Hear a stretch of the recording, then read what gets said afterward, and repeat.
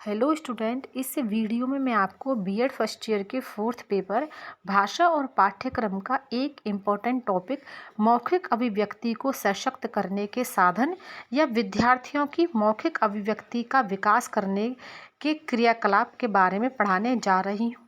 तो चलिए शुरू करते हैं हम। मौखिक रचना की कला में निपुण होने पर सभी छात्र लिखित रचना में कुशलता प्राप्त कर लेते हैं। मौखिक अभिव्यक्ति का उद्देश्य छात्रों की झिझक मिटाकर उनमें सरल, रुचिकर तथा मधुर व्याख्यान देने की योग्यता उत्पन्न करना है। छात्रों की अभिव्यक्ति में शुद्धता, सरलता, स्पष्टता, मधुरता, सुबोधता, स्वाभाविकता, शिष्टता तथा प्रवाहिकता आ जाए, इसके लिए शिक्षक को निम्नलिखित विधि का उपयोग करना चाहिए, जिसमें फर्स्ट है प्रश्नोत्तर। प्रश्नोत्तर मौखिक शिक्षा देने की एक उत्तम विधि है। किसी विषय अथवा पाठ्य वस्तु को पढ़ाते समय बीच बीच में प्रश्न पूछने चाहिए। छात्रों से शुद्ध व स्पष्ट भाषा में पूर्ण वाक्यों में उत्तर स्वीकार करने चाहिए। अशुद्ध उत्तरों को छात्रों द्वारा ही शुद्ध कराया जाना चाहिए। अब दूसरा हम देखते हैं वार्तालाप। मौखिक कार्य के लिए विद्यार्थियों के विचारों की द्योतक भाषा को स्पष्ट एवं क्रमबद्ध रखने की आवश्यकता होती है। प्रारंभ में बालकों का पारस्परिक वार्तालाप एवं शिक्षक तथा कक्षा से वार्तालाप होना चाहिए। प्रत्येक छात्र को वार्तालाप के लिए प्रेरित करना चाहिए। वार्तालाप का विषय बालकों के ज्ञान व अनुभव के दायरे में ही होना चाहिए। वार्तालाप में छात्रों से प्रश्न पूछकर उनसे उत्तर निकलवाने चाहिए। अब तीसरी विधि देखते हैं वाद विवाद। वाद विवाद प्रतियोगिता मौखिक भाव प्रकाशन का उत्तम साधन है। वाद विवाद में बालक पूर्व निर्धारित विषय पर विचार विनिमय करते हैं।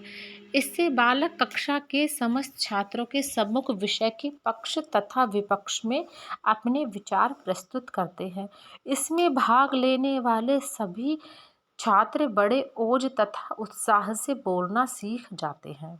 अब चौथी विधि देखते हैं सैस्वर वाचन।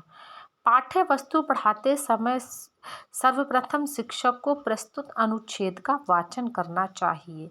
फिर बालकों से सैस्वर वाचन कराना चाहिए। सैस्वर वाचन प्रभावोत्पादक होना चाहिए तथा ताकि श्रोतागण प्रभावित हो सके। सैस्वर वाचन में स्पष्ट तथा शुद्ध रीति से उच्चारित करना, स्पष्ट शब्दोच्चारण, प्रत्येक ध्वनि को मधुरता के साथ निकालना, प्रत्येक शब्द को अन्य शब्दों से अलग कर उचित बल व विराम चिन्हों के साथ पढ़ना आदि आते हैं। सैस्वर वाचन करने से बालकों की मौखिक अभिव्यक्ति संबंधी शंकाएं तथा संकोच दूर हो जाते हैं। अब पांचवी विधि है चित्र वर्णन। बालक चित्र देखने में बड़ी रुचि रखते हैं। वह चित्रों से आकर्षित होते हैं, उन्हें बनाना चाहते हैं तथा चित्रों को देखकर कुछ बोलना चाहते हैं। मौखिक अभिव्यक्ति के लिए बालकों से वर्णन करवाया जाए तथा चित्रों पर आधारित प्रश्नों के उत्तर पूछे जाएं। चित्रों द्वारा बालकों से मौखिक कहानी कहलवाई जाए। चित्र कक्षा के स्तर के अनुकूल होने चाहिए। फिर छठी विधि देखते हैं भाषण। भाषण का विषय पूर्व निर्धारित कर दिया जाता है। इस विषय पर शिक्षक द्वारा छात्रों को भाषण करने का अवसर प्रदान किया जाता है। भाषण का विषय छात्रों के मानसिक स्तर के अनुकूल होना चाहिए। छोटे छोटे बालक अपना भाषण तैयार करते हैं तथा बड़ी प्रसन्नता से बोलते हैं। आवश्यकतानुसार बालकों का उचित मार्गदर्शन भी करना चाहिए। लैम्बोर्न के अनुसार व्याख्या में केवल रुचि और स्वतंत्रता सबसे महत्वपूर्ण है। इन अवस्थाओं और इस प्रकार के अभ्यास में अपेक्षाकृत व्याकरण पर तत्वों की शुद्धता के शिक्षक को केवल अति आवश्यक त्रुटियों पर संकेत बनाने चाहिए और उन्हें औपचारिक पाठ के साथ कुशलता से बताना चाहिए। और सातवीं विधि देखते हैं कहानी सुनाना व सुनना। छोटे बच्चे कहानी सुनना बहुत पसंद करते हैं। प्रारंभ में बालकों को परियों की कहानी, जानवरों की कहानी तथा किसी घटना की कहानी सुनानी चाहिए। अध्यापक को पहले स्वयं कहानी सुनानी चाहिए, उसके पश्चात बालकों से सुननी चाहिए।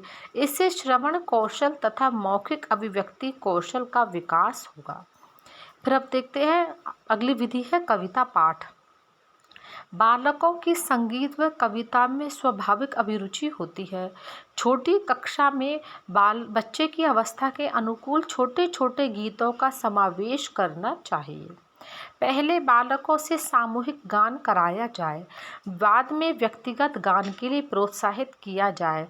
प्राथमिक स्तर पर बाल गीत कंठस्थ कराए जाएं, जैसे उदाहरण के लिए, जिसने सूरज चांद बनाया, जिसने तारों को चमकाया, जिसने फूलों को महकाया, जिसने चिड़ियों को चहकाया, जिसने सारा जगत बनाया, हम उस ईश्वर के गुण गाए, उससे प्रेम से शीश झुकाएं।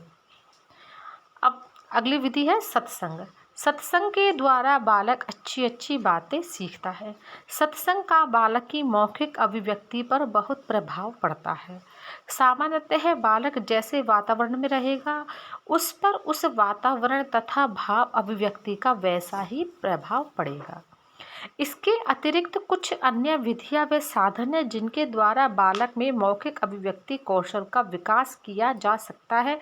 इनमें नाटक, पाठक्रम, सहभागी क्रियाएं, कवि सम्मेलन, अंत्याक्षरी, अनुच्छेद सार लेखन, शब्द प्रयोग, टेलीफोन पर संभाषण आदि प्रमुख है। तो ये अपना टॉपिक हो गया मौखिक अभिव्यक्ति कौशल को विकसित करने के साधन। Thank you.